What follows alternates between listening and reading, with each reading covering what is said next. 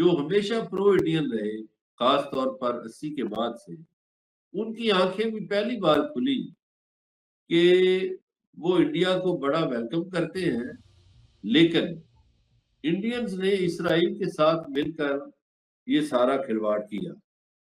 सो फिर भारत से ईरान की मोहब्बत का जो एक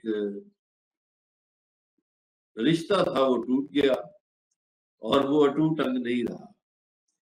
वो फिर उसके बाद भारत के मुख्तलिफ नेटवर्क्स पकड़े गए।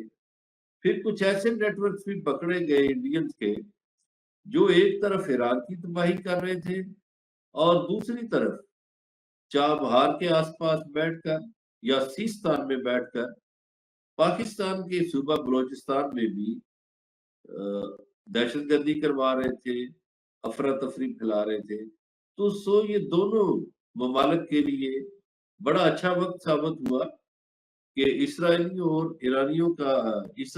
और भारतीयों का एक ऐसा नेटवर्क पाकिस्तान ने और ईरान ने मिलकर पकड़ा, जो ईरान को भी तबाह करना था और पाकिस्तान के लिए भी नुकसानदेह था।